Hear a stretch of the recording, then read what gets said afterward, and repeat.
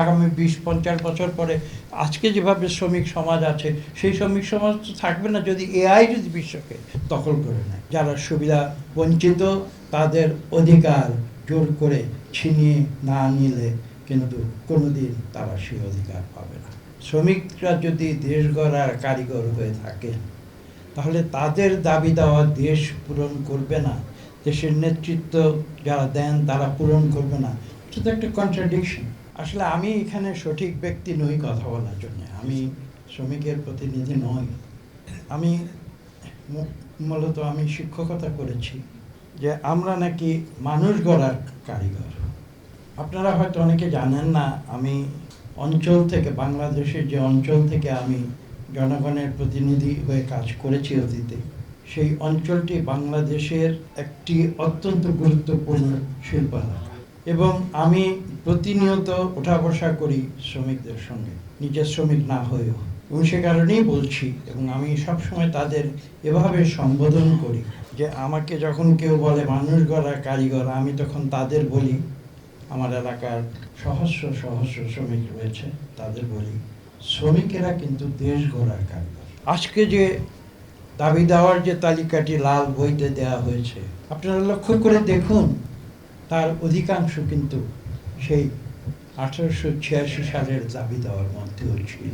অর্থাৎ প্রায় 150 বছরেও শ্রমিকের অনেক দাবি আজ পর্যন্ত পূরণ করা হয়নি। কেন হয়নি? কাদের কারণে হয়নি? শ্রমিকরা যদি দেশ গড়ার কারিগর হয়ে থাকেন তাহলে তাদের দাবি দেওয়া দেশ পূরণ করবে না, দেশের নেতৃত্ব যারা দেন তারা পূরণ করবে না। এটা তো একটা কন্ট্রাডিকশন। এই যে ট্যারিফের খেলা শুরু হয়েছে, আমি খোলাখুলি বলবো যে আজকে ধনিক রাষ্ট্র যারা পৃথিবীতে রয়েছেন তারা নিজেরাও বুঝতে পারছেন না যে এই ট্যারিফের খেলায় কিন্তু আলটিমেটলি তারাই পরাজিত হবে। কেননা এই ট্যারিফের প্রতিফল পৃথিবীর সবচেয়ে ধনিক দেশের যারা কনজিউমাররা কিন্তু ইতিমধ্যে তার কষাঘাত উপভোগ করছে। কিন্তু আমাদের দেশের বেলায় চ্যালেঞ্জটা কিন্তু আরও অনেক বড়, এবং সেই চ্যালেঞ্জ আজকে শুধু আমাদের রাজনৈতিক দলগুলো মোকাবেলা করলে হবে না। আমি বিশ্বাস করি, যেটা আপনারা বারবার বলেছেন, সাধারণ মানুষ, শ্রমিক জনতা, তারা রাজনৈতিক দলগুলোর উপরে যদি সঠিক চাপ নিয়ত, আমি শব্দটি ব্যবহার করছি, প্রতিনিয়ত যদি এই চাপ আপনারা বজায় রাখতে পারেন তাহলেই কিন্তু জবাবদিহিতা নিশ্চিত হতে পারে। এবং এই সংগ্রাম কিন্তু আমাদের চালিয়ে যেতে হবে। যারা সুবিধা বঞ্চিত তাদের অধিকার জোর করে ছিনিয়ে না নিলে কিন্তু কোনোদিন তারা সেই অধিকার পাবে না। একজন শ্রমিক, একজন কৃষক, তারাই তো বাংলাদেশের সত্যিকার প্রতিনিধি। যে এই কথাগুলো আমি খোলাখুলি বলছি যে আমাদের যে দাবিগুলো আজকে এসেছে, আমি সেই প্রেক্ষিতে বলছি, সেই দাবিগুলো যদি সত্যিকার অর্থে অর্জন করতে হয়, খালি কাগজে কলমে থাকলে তো হবে না। আপনি দেখুন, এখানে আপনারা উল্লেখ করেছেন, আপনাদের যে লাল বইটি আছে সেখানে এক জায়গায় উল্লেখ করা আছে যে আপনি যে শ্রমিকের অধিকারের কথা বলছেন, সেই শ্রমিকের অধিকার আজকে থেকে 54 বছর আগে বাংলাদেশের সংবিধানে নিশ্চিত করা হয়েছে। তাহলে আজকে 54 বছর পরে নজরুল ইসলাম খানকে সে কথা আবার কেন নতুন করে দাবি? আমি কি সেই প্রশ্ন করতে পারি? বুঝতে হবে এখানে আরেকটি জিনিস, আমি বুঝতে হবে যে একটু আগে আমি বলেছি যে পৃথিবী পরিবর্তনশীল। আজকে থেকে আমরা ছোটোবেলা, আমরা স্কুল কলেজে যখন পড়ি, জনাব নজরুল ইসলাম খান বাংলাদেশের গাজীপুরে বিখ্যাত প্রতিষ্ঠানে তিনি শ্রমিক নেতা হিসাবে তিনি নিজেকে প্রথম প্রতিষ্ঠিত করেছিলেন। আজকে সেই যে প্রতিষ্ঠানে তিনি ছিলেন, যেখান থেকে তিনি শ্রমিক নেতা হিসেবে আন্তর্জাতিক ক্ষেত্রে শ্রমিক নেতা হিসেবে প্রতিষ্ঠিত হয়েছেন, আইএলওতে গিয়ে তিনি বক্তৃতা দিয়েছেন বিশ্বের সবচেয়ে বড় শ্রমিক প্রতিষ্ঠান, সেই প্রতিষ্ঠানটি কিন্তু আজকে নেই। সেই গাজীপুরের সেই প্রতিষ্ঠানটি আজকে নেই, অনুপস্থিত, সেটা ধ্বংস হয়ে গেছে। কেন? সেটা আমাদের বুঝতে হবে।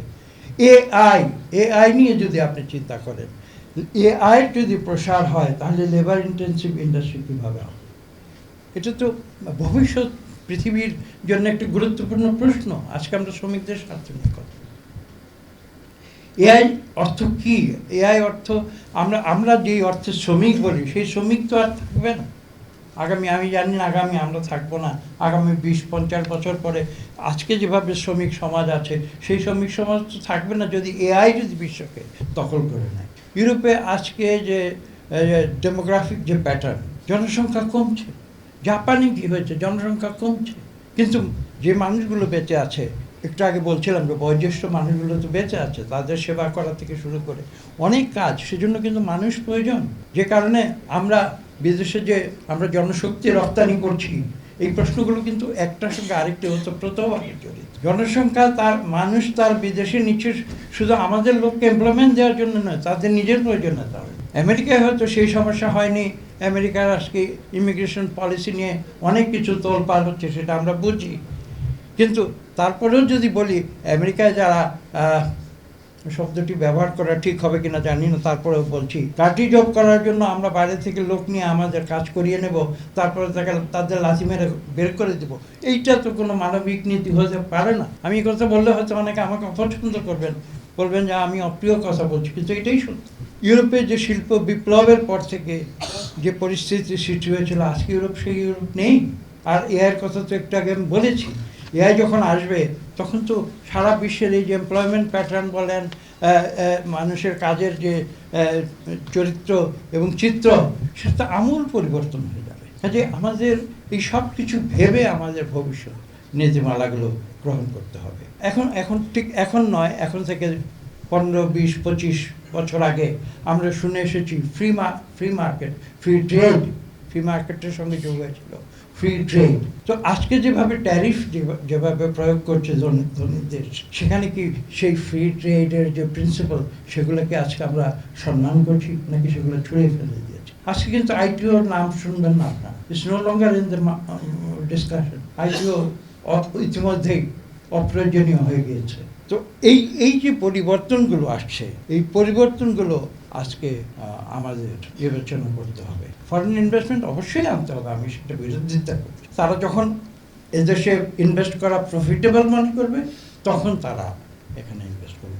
কিন্তু আমার নিজের দেশের লোকেরা যদি ইনভেস্ট না করি, তাহলে ফরেন ইনভেস্টররা কেন ভাববে যে আমাদের দেশে ইনভেস্টমেন্ট করা লাভজনক? এবং সেই আমাদের নিজের দেশের ইনভেস্টমেন্ট করতে হলে সবচেয়ে গুরুত্বপূর্ণ যেটা হচ্ছে, এখানে আলোচিত হয়েছে যে মালিক এবং শ্রমিকের মধ্যে যে একটা সম্পর্ক, সেই সম্পর্কের বিষয়টিও কিন্তু আজকে এখানে আলোচনা হয়েছে।